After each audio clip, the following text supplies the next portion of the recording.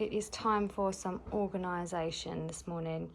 I've been putting this job off for so long, but our homeschool cart needs some attention. It's summer, we're on our summer break, we're doing our summer rhythm, and this has just become a catch-all, so I'm going to organise it ready for the next school year. I might be doing it slightly different this year because I have been storing our curriculum on the shelving unit in our front room at the moment, and that's been working a little bit better. So I'm going to have a play around with some ideas I've had and see how I can organise and utilise our homeschool cart for next year.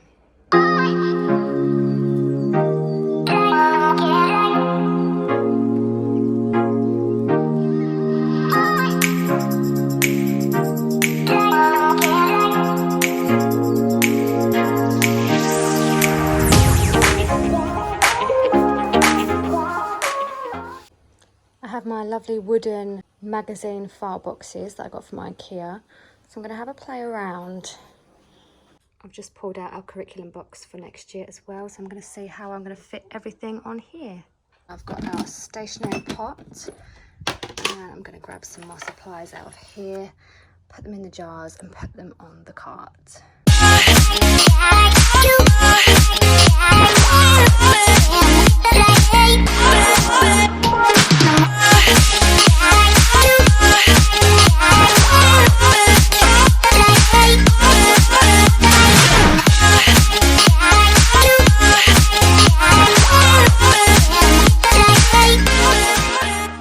Just got some more of our favourite tubs, and I've got our world map wooden puzzle pieces that have been stored in a basket in the cupboard. I'm now going to put them on here so that we can grab them and use them for geography.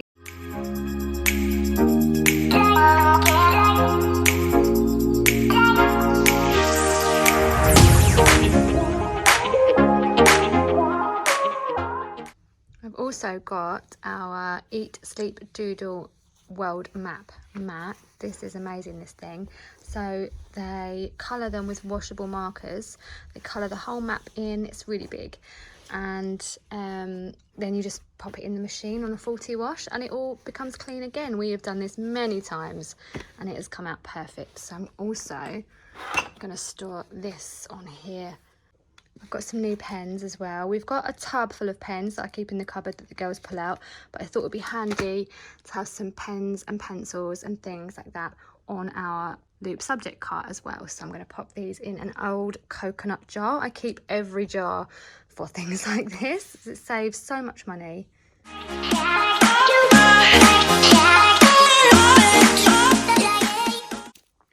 And then I've got this basket here, which I'm going to keep loose flashcards and things that we will use for science, geography and history. So we've got our weather wheel, got some weather flashcards, some season and weather flashcards in here as well, and then we've got the moon phases, some constellation flashcards, and then some people of history Christian flashcards from tiny theologians. These are really cool actually. And I'm going to store them all in here. I have a box full of flashcards. I have all of our math and language arts flashcards on top of our shelving unit, and then I have a box in the homeschool cupboard. So I thought if I have the specific ones we need for these subjects in here already organised, it saves me having to rummage through every time a certain subject comes up. I'm also going to put our compass and a fresh roll of stickers in there as well. So for now, I need something simple to keep any worksheets that we do. So I've got this big A4 tub here. I'm going to store it at the bottom of our cart, and every time they complete a worksheet, a colouring page or something, I'm going to pop it in here, and then it's all in one place, and then when I'm ready to go through it and organise it or put it where it belongs, I can just take out the tub and then organise it from there. These are the girls' folders that I mentioned, and this is where I store away their worksheets, and I've tabbed them for subjects like history, science, geography and things like that. So the box that I was talking about that I'm going to store worksheets in will be stored in there until I have time to sit and file them away in their folders. I also got these from IKEA. They were very cheap. They are just 2 stackable tubs and they fit A4 books and paperwork in them. So my plan is 1 each for each of my children, and I'm going to store different things that they work on and complete throughout the year. So projects, some worksheets as well, some colouring things, and just mainly the odd crafts that they do that don't store away in folders as easily. So they're going to have a tub each. Okay, the cart is ready and I've decided to use it as a loop subject cart. So the subjects that we loop throughout the week, which are science, history and geography. And then I've basically just kept the curriculums for those subjects in the magazine box holders here. So we've got our Mystery of History book and the Bible Atlas that goes with it. We've got our geography curriculum here and some of the books that we use frequently with those curriculums. I've kept this history book in here as well in case we can reference some of the things out of there. And yeah, just some odd geography bits in the back there. On this side, I've got our science/nature curriculum. So this is what we are hoping to start in the new school year once we have finished the human body, which we're still working through. And then I've also got in here this Our Father's World, God's Creation series, just in case there's any relevant sections in here that will correlate with what we do in here, so I thought I'd keep that in there as well. And down here we've got our geography notebooks that the girls use when we do geography for notebooking, mapping and just writing out vocabulary words. Nature/science notebooks here, and then I've got a math notebook here as well. And then books that we reference all the time with these subjects. So we've got our geography encyclopedia here, human and history as well. We've got a See Inside Your Body just to finish up with our body unit. And this is new. This is a Bible atlas that is completely illustrated and even has stories. So that I thought would be brilliant with our history. I've got some map activity books and a human body activity book here as well.